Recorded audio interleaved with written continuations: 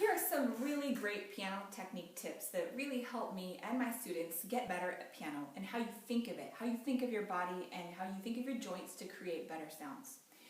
First of all, you've got to have your feet on the floor. It's so important. Imagine a little kitten with their feet. They've got those pink pads on the bottom of their feet. You just want to squish them and they're so cute and soft and squishy. Well, you think of your feet as having those pads and you feel those pads on the bottom of your kitten feet. You feel them get kind of squished as you go in. And that's because your upper body is like a tree that's gotten chopped and it falls and then it goes in, and you don't make sure you don't knock your teeth out on your piano. But as you go in, you feel your feet take that squish, and there's so much potential forward motion to help you get a louder sound, like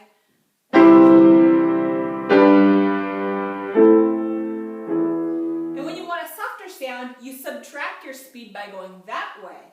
So,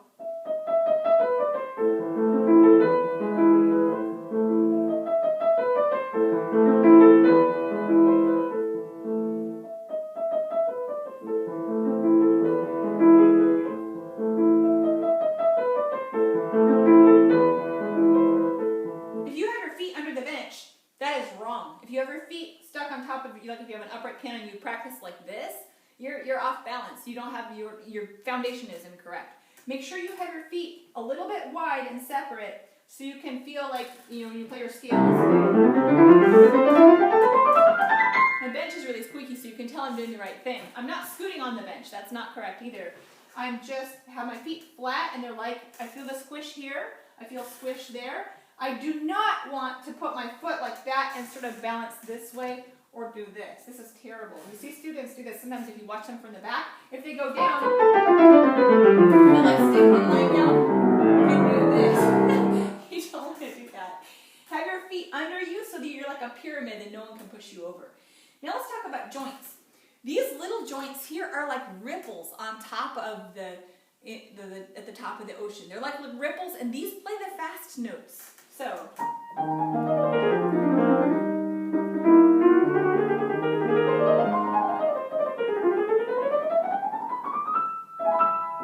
These play fast notes on the piano.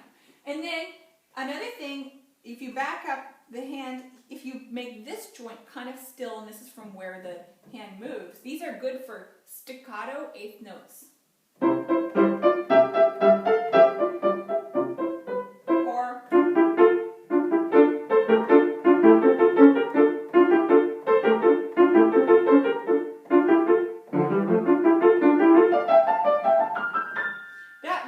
Nicely, it's like you're saying, nice to know you, see you later. So staccato eighth notes works really well for this. Not so much legato eighth notes because you're not trying to pop off. Legato eighth notes use more, like if it's a two-note slur, it uses a quarter note gesture. A quarter note gesture belongs more from the elbow hinge, okay? So if I would do, my notes are, this gavotte from French Suite Number 5. You notice that this is quite free here, and it's that natural resonance of the arm at this length that wants to move about a quarter note. Okay, and then a slur that's like a two-note slur would carry that same gesture even though it's two notes. So the gesture is like a U, and the second note is on the uptake of that, like.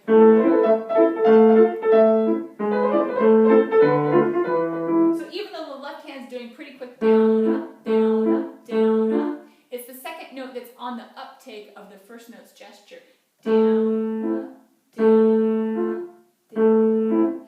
So far we have little ripples, small waves, or see you later, or knocks, and then larger waves, and then the whole arm could be like a swell on the ocean, that carries the whole ship up and down as it goes. So this could be like half notes, half notes, half notes, half notes, half notes.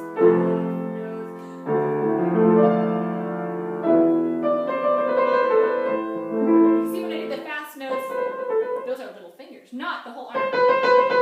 That's just the wrong gesture. Okay, and then another joint you want to think about is from your hip. We already talked about this when we were going, we didn't talk about it, but anyway, from the hip, You fall into the piano. You add sound to that, and that's your whole gesture. This also can belong to a whole phrase. So,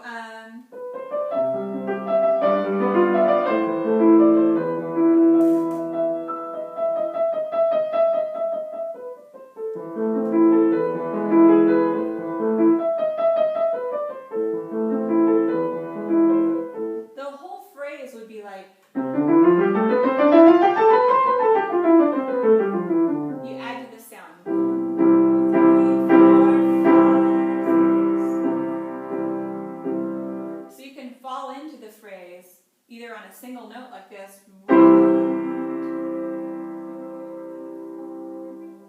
or simply with a lot of notes, and it adds this nice unity to the phrase. The last joint is like when it's your feet, really, that feet that we're talking about at the beginning of this video. Boom! When you want a really big chord with a lot of sound, energy, and emphasis, like at the end of a really fancy piece, that's when you think of your foot as that last final joint.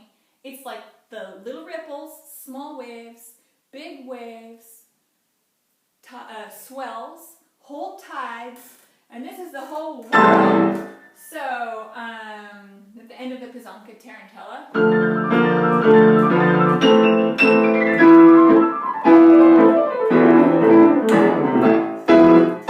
That when you almost get like some air. I heard of a teacher who would have a Where's Waldo book in his studio, and when you jump up at the last chord, he makes the students jump like this, and the parent slips a book under the kid's rear end. And then the student does this again, and the parent pulls the book out. And that's to make sure that the student really knows how to use their feet on the big chords. And you can do that too. You don't even need a book, you can just imagine you've got the book. But, you know, when you're playing the biggest chords of all, you need to use your foot joint.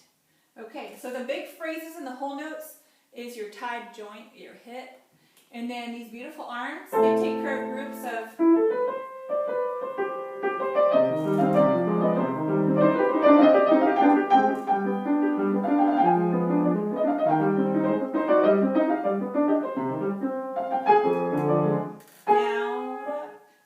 It's like just perfect analogy of the ocean, because when you look at the waves, the wave is not like usually just a single kind of wave. There's many, many kind of waves reacting and rippling over each other, and that's exactly how piano technique is. A little bit more specific about the hand itself, this joint is so important to be up and down, kind of like the bridge in Germany. There's this beautiful stone bridge, it's called the Devil's Bridge. And you can look it up, it's got this beautiful shape to it, and it's really light, airy stone bridge, which is a funny contradiction, but there it is.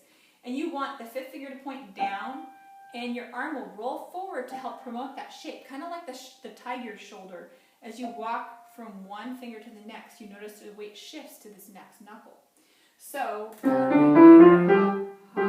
and the thing that's going to really help that shape stay the same is if your upper body's always feeling like it's giving a little nudge, like Mickey Mouse has a big gloved hand and he's pushing on your back to help you maintain that shape. Then that makes this fingertip presentation to the key way more effortless. If you're sitting too low, your hand will always be being pulled back. Make sure your bench height is high enough so you can feel this forward action suddenly becomes like resonant and effortless. Is exactly what you want to do. Okay, so I hope that these tips have helped you. I hope you enjoy them. I hope you practice them. And